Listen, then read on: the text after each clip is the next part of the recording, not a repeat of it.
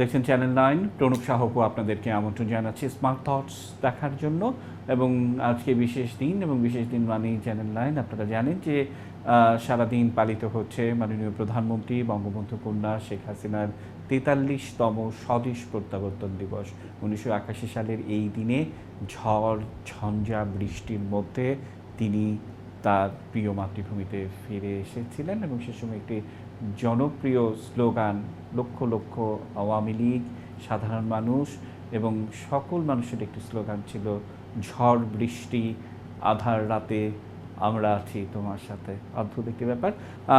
আমরা এই বিশেষ দৃষ্টিসংযোগ রেখে বিশেষ করে আমাদের খুব প্রিয় মানুষ মোশাররফ হোসেন ভূঁইয়া স্যারকে পেয়েছি, সঙ্গে পেয়েছি শিল্প উদ্যোক্তা আলম আহমেদকে। স্যার, আমার কাছে যেটি মনে হয় যে আপনার একটি লেখা পড়েছিলাম গত বছরে, এবং এই দিনে আপনি একটি পোস্ট এডিটোরিয়াল লিখেছিলেন, এবং সেই জায়গাটিতে আপনি বলেছিলেন যে তিনি না ফিরে এলে কি হতো, এবং ফিরে এসেছেন বলে আজকে আমরা কি পাচ্ছি, সেই প্রশ্নটি আবারও আপনার মুখ থেকে শুনতে চাই স্যার। অনেক ধন্যবাদ আজকের এই বিশেষ দিনে আমাকে সংযুক্ত করার জন্য। আমি একটু ভূমিকায় কিছু বলতে চাই। প্রেক্ষাপট সেটি হলো যে বঙ্গবন্ধু দেশ স্বাধীন করেছেন, তার নামে স্বাধীনতা যুদ্ধ হয়েছে এবং পাকিস্তান সরকার বাধ্য হয়েছে তাকে মুক্ত করে দেওয়ার জন্য, এবং তিনি ১০ই জানুয়ারি ১৯৭২ স্বদেশ প্রত্যাবর্তন করেছেন। ১০ লক্ষ মানুষ তাকে সম্বর্ধনা দিয়েছে রেসকোর্স ময়দানে। তারপরে আমরা জানি তার যে শাসনকাল ৩.৫ বছর ঘটনাবহুল। অনেক ঝড় ঝঞ্ঝা অতিক্রম করে তিনি দেশটিকে এগিয়ে নিয়ে গেছেন। নানা ধরনের বিরোধিতা, রাজনৈতিকভাবে, তারপরে আ অন্যান্য, অর্থাৎ এই নাশকতামূলক কাজ করেও তার বিরুদ্ধাচরণ করা হয়েছে। সেইগুলি মোকাবেলা করে তিনি যখন দেশটাকে এগিয়ে নেওয়ার জন্য চূড়ান্তভাবে সিদ্ধান্ত এবং সেই সিদ্ধান্ত বাস্তবায়ন শুরু করেছিলেন জানুয়ারি মাস থেকে ১৯৭৫ এর। এরপরেই আগস্ট মাসে নেমে আসে বাংলাদেশে এক দুর্যোগ। তো সেই ঘটনায় তিনি সপরিবারে নিহত হন, শাহাদাত বরণ করেন। ওই সময়টায় মাননীয় প্রধানমন্ত্রী, অর্থাৎ তার জ্যেষ্ঠ কন্যা শেখ হাসিনা এবং আরেক বোন শেখ রেহানা, তাঁরা জার্মানিতে এসেছিলেন। আম জনাব ওয়াজেদ মিয়া তখন জার্মানির কার্লসরুহে ইনস্টিটিউট অফ টেকনোলজি, সেখানে তিনি পোস্ট ডক্টরাল রিসার্চে ব্যাপৃত ছিলেন। তো সেইখানে স্বামীর এই আমন্ত্রণে সেখানে ওরা বেড়াইতে এসেছে। হয়তো ১-২ মাস থেকে আবার দেশে প্রত্যাবর্তন করবেন এরকম। ৩০শে জুলাই তারা জার্মানিতে পৌঁছেন। তো ১৫ই আগস্টে আবার তাদের ভ্রমণের এক পর্যায়ে তারা আবার চিন্তা করেছিল যে জার্মানি থেকে আশেপাশের দেশগুলিও দেখবেন। সেইজন্য ১৩ তারিখে, আগস্টের ১৩ তারিখে তারা নেদারল্যান্ডস ঘুরে এসেছে। আর ১৪ তারিখে ব্রাসেলসে পৌঁছেছি। তো ১৫ই আগস্টের অতি প্রত্যুষে, অর্থাৎ তখন বাংলাদেশে হয়তো সন্ধ্যা, আর আমাদের এখানে অতি প্রত্যুষে বলতে মানে বাংলাদেশে দুপুর, আমাদের এখানে এই জার্মানিতে সকাল।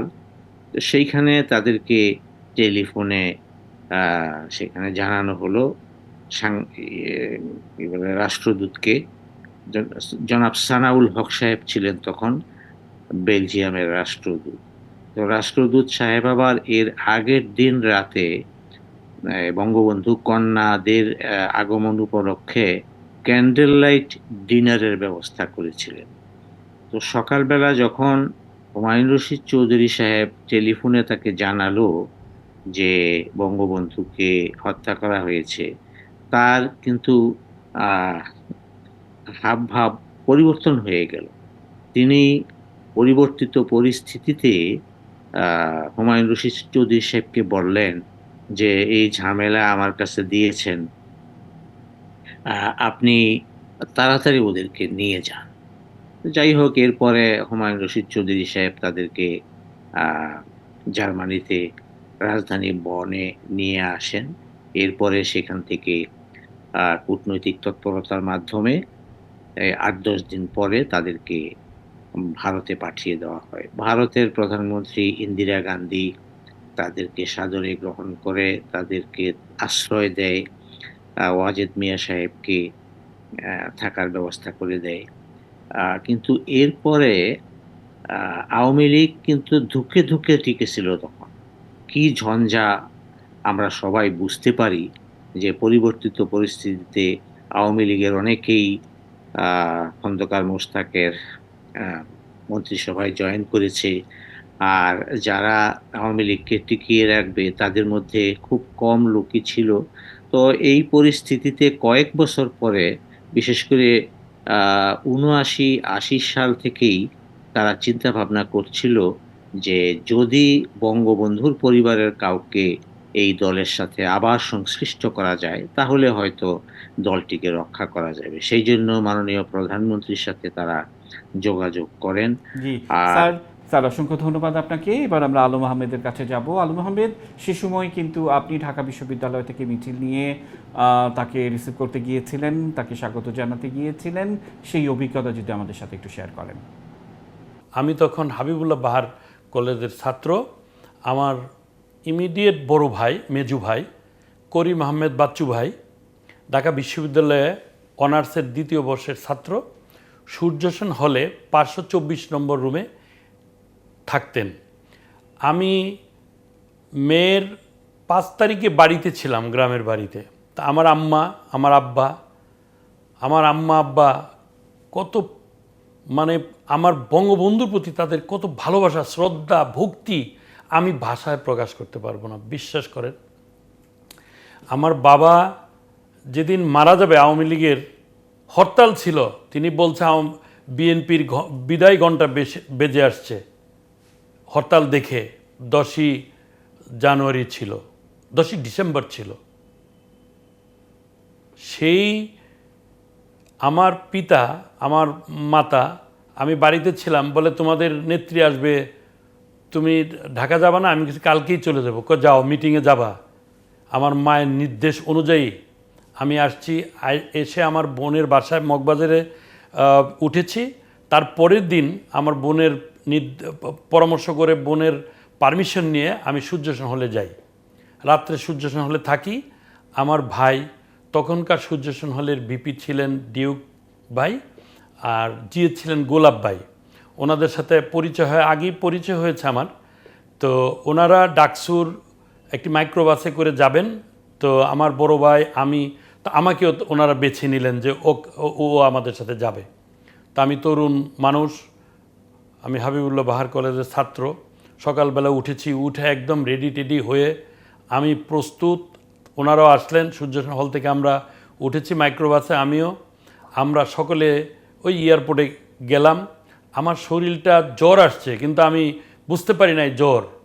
আমি যে কি আবেগে আপ্লুত ছিলাম, আমার যে কি স্পিড ছিল, যে নেত্রী আসবে, নেত্রীকে দেখব, বঙ্গবন্ধুকে তো সশরীরে দেখতে পারি নাই, নেত্রীকে দেখব, এই আশা, এরকম মানে এক্সাইটিং, এরকম আবেগ, এরকম আমি আরও কিছু হলো, এত আবেগের মতো আমি থাকতে পারবো না, আমার এত ইচ্ছা হবে না থাকার।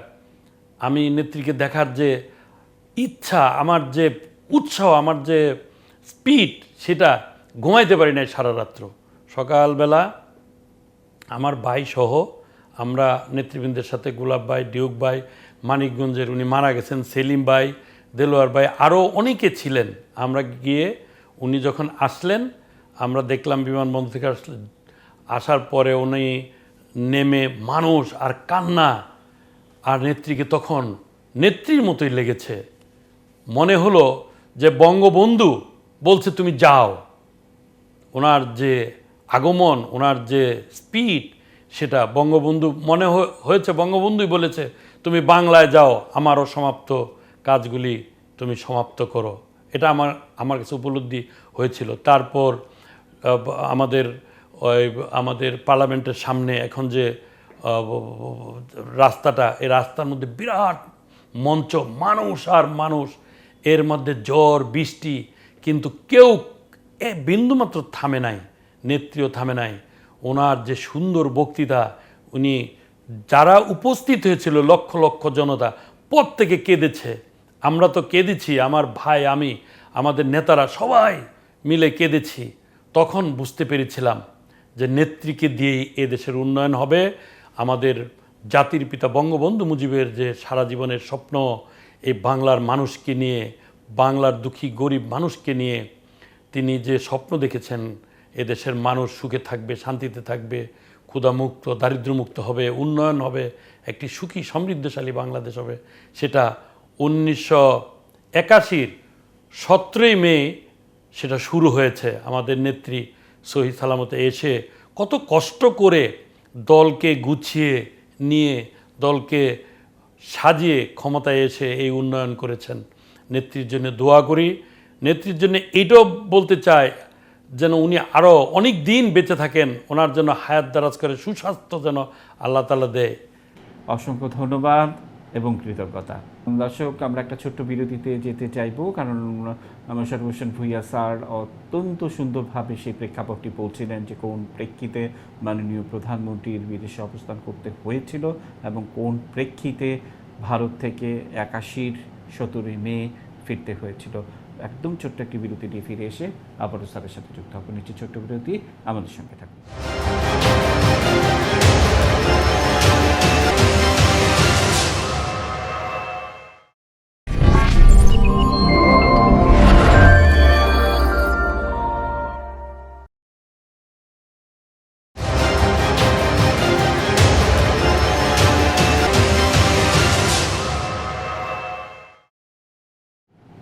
দেখছেন চ্যানেল 9। বিরতির পর আবার আমন্ত্রণ জানাচ্ছি, আমাদের সঙ্গে কথা বলছি জার্মানিতে নিয়োজিত বাংলাদেশের রাষ্ট্রদূত মোশাররফ হোসেন ভূঁইয়া স্যার। স্যার, বিরতির আগে আপনি যেই জায়গাটিতে বলছেন যে সেই যে তারপর দিল্লি থেকে মাননীয় প্রধানমন্ত্রী ফিরে আসা 81 সালের সেই প্রেক্ষাপটের আলোকে স্যার যে কথা বলছিলেন আপনি।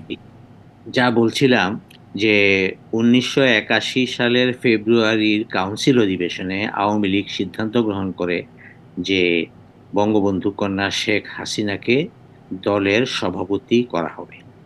অর্থাৎ সভাপতি তারা করেই ফেলে ওনার অনুপস্থিতিতে। তারপরে আরো কয়েক মাস পরে মে মাসে তিনি দেশে প্রত্যাবর্তন করার সিদ্ধান্ত নেন। অনেক চড়াই উতরাই, অনেক বাধা বিপত্তি, তারপরেও তিনি বলেছেন যে আমি দেশে আসবই। তো 17ই মে যখন তিনি এসে বিমানবন্দরে নামলেন, সেই দিন কিন্তু আপনি যেটি প্রথমেই শুরু করেছেন যে ঝড় ঝঞ্ঝা, প্রচুর বৃষ্টিপাত হচ্ছিল, ঝড়ো হাওয়া, এর মধ্যেই তাকে নিয়ে আওয়ামী লীগ নেতৃবৃন্দ ইয়েতে পৌঁছে, আমার সংসদ ভবনের সামনের যেই রাস্তা আছে সেই জায়গায় এসে পৌঁছে, এবং সেখানেও ওই আমি যেটি প্রথমে বলেছি যে 10ই জানুয়ারি বঙ্গবন্ধুকে প্রায় 10 লক্ষ লোক সম্বর্ধনা দিয়েছিল, সেরকম এইখানে বঙ্গবন্ধু কন্যার উপস্থিতি এবং তাকে দেখার জন্য, তাকে বরণ করে নেওয়ার জন্য এইরকম লক্ষ লক্ষ লোক সমবেত হয়। এবং মঞ্চে উঠে তো বঙ্গবন্ধু কন্যা তখন কি বলবেন উনি, ওনার বাবা মা ভাই আত্মীয় স্বজন একই সাথে সবাই মৃত্যুবরণ করেছে। তিনি অতি কষ্টে 6টি বছর নির্বাসনে কাটিয়েছেন, তার বোন এবং তিনি, তাদের কান্না ছাড়া তো আর কিছু নাই। মঞ্চে উঠে কান্নায় ভেঙে পড়েন এবং তিনি বলেন যে আমি সর্বহারা, আমার কেউ নাই, আপনাদের মাঝে আমি আমার হারানো পিতা, আমার ভাই আত্মীয় স্বজন সবাইকে খুঁজে পেতে চাই। আপনাদের কথা দিলাম এই দেশের গণতন্ত্র পুনরুদ্ধারের জন্য আমি জীবন উৎসর্গ করব। তিনি আরো বলেন যে আমি আওয়ামী লীগের নেতা হওয়ার জন্য আসিনি, আপনাদের বোন হিসাবে, মেয়ে হিসাবে, বঙ্গবন্ধুর আদর্শে আওয়ামী লীগের একজন কর্মী হিসাবে আপনাদের পাশে থাকতে চাই। এরপরের যে ঘটনা প্রবাহ আমরা দেখি, যে আন্দোলন সংগ্রাম গণতন্ত্রের জন্য স্বৈরাচারী সরকার এরশাদ ৮২ সালে ক্ষমতায় আসেন এবং এরপরে আওয়ামী লীগের নেতৃত্বেই মূল আন্দোলনটি এরশাদের বিরুদ্ধে হয়। যদিও অন্যান্য দলও সেসব আন্দোলনে অংশগ্রহণ করে। আওয়ামী লীগ আ আ ১৯৮৬ সালে একটি নির্বাচন দিয়েছিল এরশাদ। সেই নির্বাচনেও অংশগ্রহণ করে। যখন জয় সুনিশ্চিত দেখেছে এরশাদ সরকার, তখন ভোট ডাকাতি, যেটি আগে কখনো ঘটে নাই। বাংলাদেশের মানুষ ১ম দেখেছে যে কিভাবে ভোট ডাকাতি করে, সেটি করে ফলাফল পাল্টে দেওয়া হয়। এবং তারপরে সকল দল মিলে ১৯৯০ সালে ক্ষমতাচ্যুত করে এরশাদকে গণ আন্দোলনের মাধ্যমে।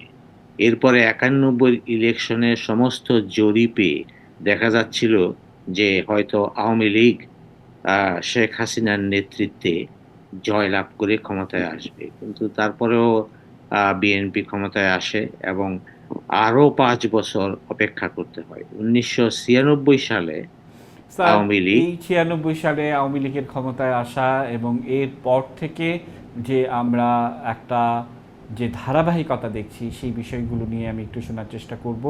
আলম আহমেদ, আবারও আপনার কাছে আসতে চাইবো এবং সেই ধারাবাহিকতায় আমরা দেখছি যে মোশাররফ স্যার এতক্ষণ আমাদের ভূমিকা বা সেই প্রেক্ষাপট বলছিলেন এবং সেই ধারাবাহিকতায় মাননীয় প্রধানমন্ত্রী যদি দেশে ফিরে না আসতেন তাহলে কি ঘটতো, এটি যেমন একটি দিক, বা এই বয়সে যে দেশের পরিবর্তনগুলো সেগুলো আপনি কিভাবে দেখছেন? আলম আহমেদ।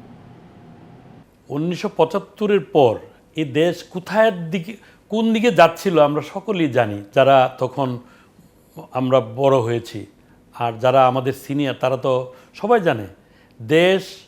এই দেশ পাকিস্তানিদের স্টাইলে চলে গেছিল। আল্লাহর রহমতে আমি বলবো বঙ্গবন্ধু মুজিবের যে আত্মা, বঙ্গমাতা ফজিলাতুন্নেসা মুজিবের যে আত্মা, ওনার ভাইদের আত্মা, সকলের আত্মা মিলে ওনাকে পাহারা দিয়ে ওনাকে আল্লাহর হুকুম নিয়ে তিনি দেশে ফিরেছেন। আজকে বাংলাদেশ পৃথিবীর যে কোনো দেশের তুলনায় অনেক অনেক উন্নয়ন হয়েছে।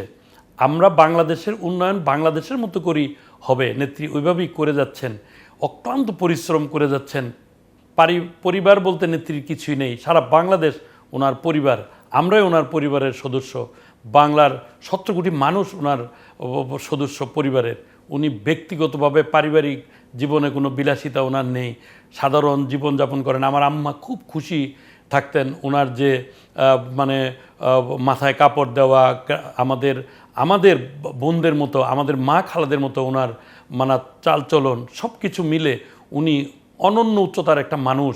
এবং বঙ্গবন্ধু মুজিব বাংলাদেশ দিয়েছেন, উন্নয়ন দিয়ে যাচ্ছেন আমাদের নেত্রী। যদি নেত্রী না আসতেন এই দেশ কি হতো এটা আর ভাষায় প্রকাশ করতে পারছি না। তাই নেত্রী আরও দীর্ঘদিন আমাদের দেশের উন্নয়ন করে যাবেন। উনি গণতন্ত্রের মানুষ কন্যা, গণতন্ত্রের মাধ্যমে উনি ক্ষমতায় আসেন। এখন উনি নির্বাচন দেন, নির্বাচনে কেউ যদি না আসে সেটা তো জোরের কোনো ব্যাপার না। নির্বাচন হয়েছে, নির্বাচনে আমাদের দল জয়লাভ করেছে। আমি নির্বাচনে প্রতিদ্বন্দ্বিতা করেছি, আমি হেরেছি না, আমি জিতে গেছি, কারণ আমাদের দল ক্ষমতায় এসেছে, আমাদের নেত্রী প্রধানমন্ত্রী হয়েছেন। আবার উন্নয়নের মহাসড়কে উনি আবারও এগিয়ে নিয়ে যাচ্ছেন উন্নয়নকে। আমাদের যদি আরও 10টি বছর আমাদের নেত্রী, আল্লাহর কাছে চেয়ে নিচ্ছি যেন আমাদের আরও 10টি বছর উন্নয়নের এই ধারাকে অব্যাহত রাখে। এ দেশের মানুষ সুখে শান্তিতে থাকতে পারবে, মানুষের অভাব অনটন দূর হয়ে যাবে। গ্রামে গঞ্জে গেলে উন্নয়নের ছোঁয়া আর উন্নয়নের ছোঁয়া। আপনারা দেখেন ঢাকা শহরে আমরা বিদেশের যে ফেসিলিটিগুলি পাই ইতিমধ্যে আমরা পাচ্ছি। আমাদের যে আন্তর্জাতিক বিমানবন্দরটাও আগামী 6 মাসের মধ্যে চালু হয়ে যাবে। কোনটা হয় নাই, কোনটা বলবো, কোনটা বলা বাকি আছে, কোনটা হয় নাই, আমি সেটা আর ভাষায় প্রকাশ করতে পারছি না। তাই নেত্রী 1981 17 মে বাংলাদেশে এসেছেন, সেই 17 মে থেকে বাংলাদেশের উন্নয়ন শুরু। বাংলা মুক্তিযুদ্ধের চেতনায় বাংলাদেশ এগিয়ে নিয়ে যাচ্ছেন, মুক্তিযুদ্ধের চেতনায় বাংলাদেশ এগিয়ে যাচ্ছে। আমি দোয়া করব যেন নেত্রীর সুস্বাস্থ্য দীর্ঘায়ু কামনা করব, যেন উনি আরও সুস্থতার সাথে আমাদেরকে সেবা করে যেতে পারেন, বাংলাদেশের মানুষের সেবা করে যেতে পারেন। অসংখ্য ধন্যবাদ এবং কৃতজ্ঞতা। আবারও ছোট্ট একটি বিরতি নিয়ে ঘুরে এসে স্যার আপনার সঙ্গে কথা বলতে চাইবো। এই মুহূর্তে নিচ্ছি আরেকটি ছোট্ট বিরতি, আমাদের সঙ্গে থাকুন।